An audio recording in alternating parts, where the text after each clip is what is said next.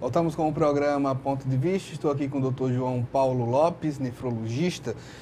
Tem pessoas que estão todos os dias na academia. Elas estão livres de doenças renais?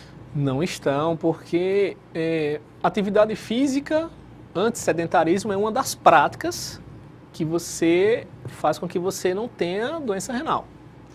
Mas outras atitudes, como a gente já debateu até um pouco no intervalo aqui, é uma alimentação adequada, não usar o uso de medicamentos sem indicação médica, o excesso de suplementação esportiva, elas são causas de doença renal. Mas é muito comum em academia, principalmente em homens, que ele coloque a famosa massa. É prejudicial essa massa? Ela é prejudicial. Ela sem uma indicação, sem uma prescrição médica, nutricional, ela é prejudicial. Porque o nosso rim é um órgão, como a gente já conversou aqui, um filtro. Se você faz uma dieta balanceada, à base de proteínas, em torno de 70 gramas dia, que na verdade é por quilo peso do paciente, estou colocando um indivíduo com 70 quilos, ele ingere 70 gramas por dia, o excesso de proteína vai sobrecarregar a função renal.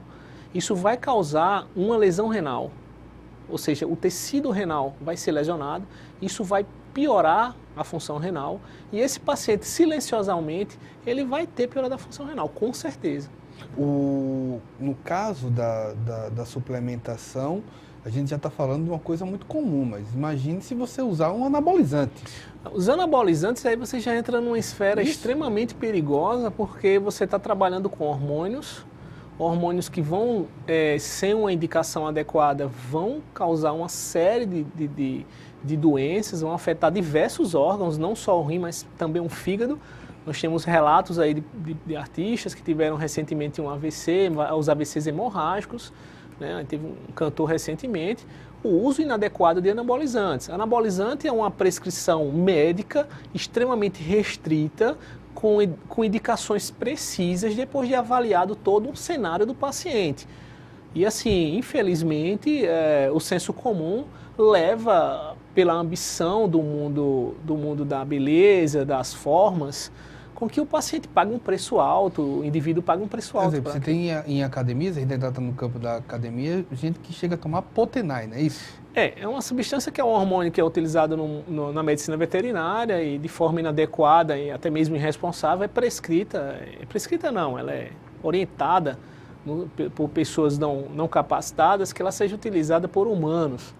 E aí, assim, você vai ter algum aumento de massa muscular porque é um hormônio, mas você, em contrapartida, você vai ter uma sobrecarga em diversos órgãos, até o câncer de fígado é causado, o hepatocarcinoma tem causa como o uso de anabolizantes, é extremamente perigoso. E você pega pacientes nos consultórios, a gente pega pacientes que estão realizando procedimento de hemodiálise por uso de substâncias ilícitas, como os anabolizantes que você está relatando aí. Fora esse uso de substâncias ilícitas, você tem outros fatores, exemplo, tomar um anti-inflamatório pode ser um problema também, não pode? Com certeza, o anti-inflamatório ele causa uma diminuição, assim, a gente falando simbologicamente, uma diminuição da pressão da taxa de filtração no rim. Então eu vou até aquela farmácia, eu não preciso de receita, eu quero tirar aquela dor, compro um anti-inflamatório lá, eu uso 3, 5 dias, eu tenho uma dor lombar, que eu não fui ao profissional médico e fico tratando rotineiramente no balcão da farmácia, sem uma orientação médica, aquilo a longo prazo vai causar a piora da função renal. Só voltando um pouquinho na academia, fizeram um trabalho agora recente com maratonistas. Ao final da maratona, esses pacientes eram potenciais pacientes com lesão renal aguda pela desidratação decorrente da maratona. Então, se você pratica corridas de longa permanência, 10, 15 quilômetros, a hidratação durante esse percurso é fundamental. Porque se você não se hidrata adequadamente... Mas o corredor médio, o que faz 5 quilômetros por 5 dia? quilômetros. Ele deve ter uma ingestão durante a corrida. Durante a corrida. Mas é uma coisa bem rara, não é, doutor? É uma coisa... Exemplo, uma situação rara. Uma pessoa que faz 5 quilômetros por dia, eu estou fazendo um cálculo aqui, estamos numa cidade litorânea como Maceió, ele faz isso em menos de 1 hora. Pronto, ele faz em média de 45 minutos. Ele leva uma garrafa? Ele tem que levar, ou então ele tem que hidratar no começo, antes de iniciar a corrida ele tem que se hidratar, em média 300 ml, ele tem que se hidratar os 2 km, a cada quilômetro ele tem que se hidratar. Existem programas, aplicativos, que te avisam via fone, já que você está escutando aquela música, que a cada quilômetro você deve realizar a hidratação. Tem que se hidratar, porque você tem uma perda de líquidos durante uma corrida às 4h30 da tarde ou até às 6h30 da manhã, que já é um sol extremamente quente, como em Maceió nós temos isso, que se você não se hidratar, a longo prazo, você vai ter um dano renal. Tem trabalhos que relatam que pacientes que fazem maratonas, corridas sem hidratação adequada, eles evoluem, eles têm uma maior predisposição a formar cálculos renais. Isso chega a ponto de uma caminhada?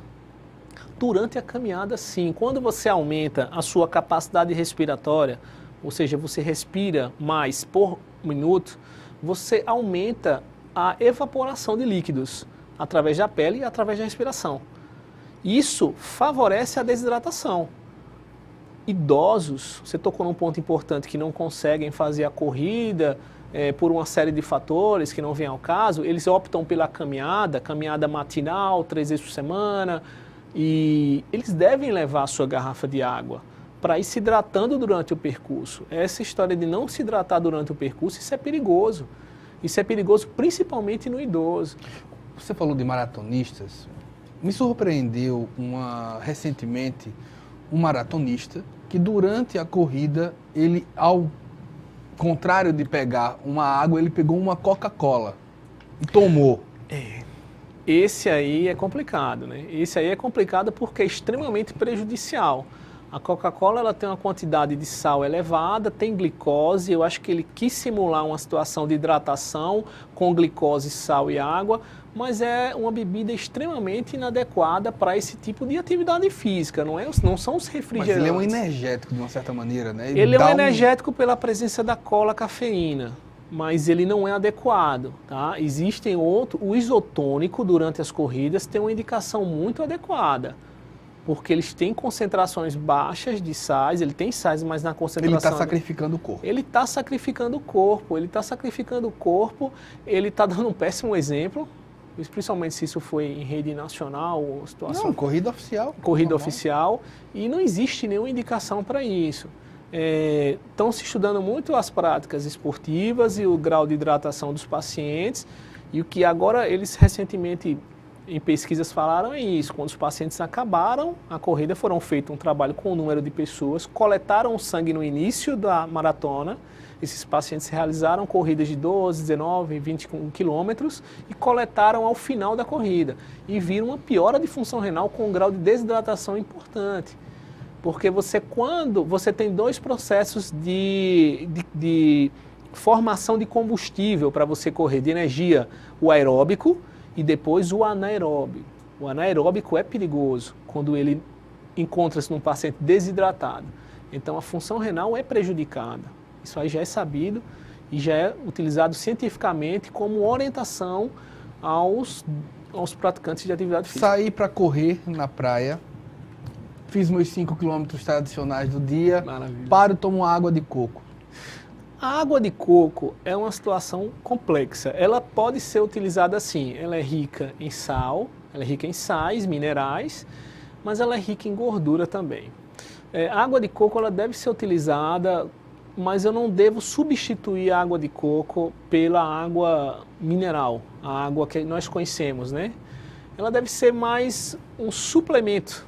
Quando você quer, eu quero me hidratar com água de coco, mas eu não posso substituir. As substituições é que são complicadas. A gente está falando muito em atividade física, em corrida. Quando nós substituímos os tradicionais, água, entendeu? Fazer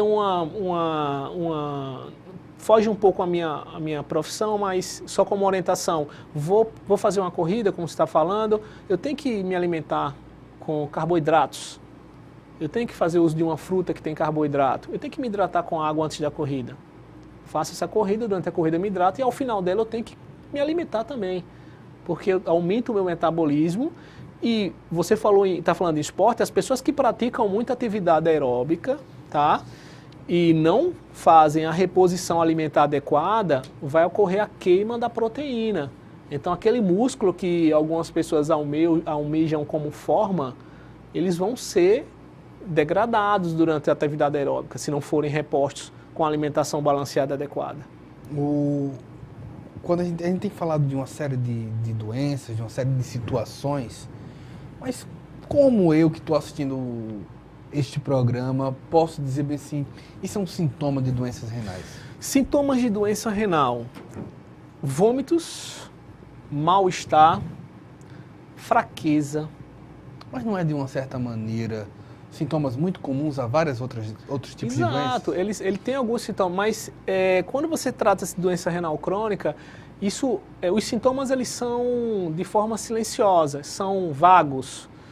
Um sintoma muito comum que eu dou orientação para a população é: ao urinar eu tenho uma urina muito espumosa, muita espuma na urina.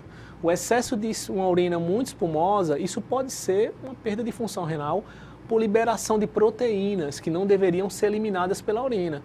Isso é uma queixa muito comum que a gente encontra no consultório. A outra, eu vivo com náuseas, eu vivo com vômitos. E você vai investigar, às vezes você pode acabar na função renal prejudicada. Eu vou subir uma escada, eu não consigo. Quando você investiga o paciente, entre as causas eu posso encontrar a doença renal. A gente falou de ácido úrico, qual outro ponto de um hemograma indica uma doença renal? Você vai solicitar exames, hemograma é um deles, você vai solicitar ácido úrico, você solicita íons, sódio e potássio. O potássio elevado, sem uma explicação científica, é também uma indicação de piora de função renal. Pacientes que têm uma anemia sem uma explicação, e quando você vai investigar a função renal, ela pode estar alterada. Pacientes que estão emagrecendo sem uma causa específica, quando você investiga, pode estar se liberando proteína através da urina, que a gente chama de proteinúria. Você não está perdendo gordura, está perdendo massa magra. Está perdendo massa magra. Então tem uma série de detalhes que as doenças renais, cefaleia, dor de cabeça, pacientes podem ter função renal alterada com aquele quadro de enxaqueca que não tem uma explicação. Então, assim, tem alguns sintomas que você no seu dia a dia vai notando, ou até mesmo em algumas situações, aquela dor lombar. Eu tenho uma dor nas costas, na região lombar, que eu não consigo explicar.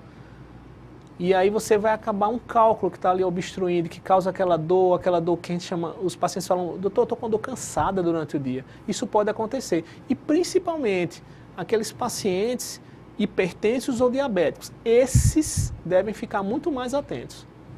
Para a gente encerrar esse bloco também nesse sentido, existe algum tipo de alimento que você diz, esse daí é o melhor amigo do rim? Fora a água que a gente já está... Os alimentos, as frutas ricas em água. A melancia é um grande amigo do rim. O melão é um grande amigo do rim. Eu só ficaria como inimigo do rim a carambola. Carambola? A carambola tem uma substância dentro da carambola, entre a sua composição, que é eliminada exclusivamente pelo rim. Quando o paciente tem uma função renal diminuída, alterada, essa substância vai se acumular no nosso organismo e vai ao sistema nervoso central. E o paciente pode chegar a um quadro de coma, um quadro grave. Nós pegamos pacientes que já são renais crônicos, que não sabiam, ingeriram suco, compotas, doces de carambola, e quando nós fomos investigar, eles estavam com a função renal num estágio bem avançado, em um estado comatoso, e que nós tivemos que instituir o processo de hemodiálise e que muitas vezes a hemodiálise não consegue retirar essa substância. Carambola é uma fruta um pouco complicada, eu não indicaria a alimentação da carambola. Pois bem, a gente vai para o nosso último intervalo. Estou aqui com o Dr. João Paulo Lopes, nefrologista. O Ponto de Vista volta já.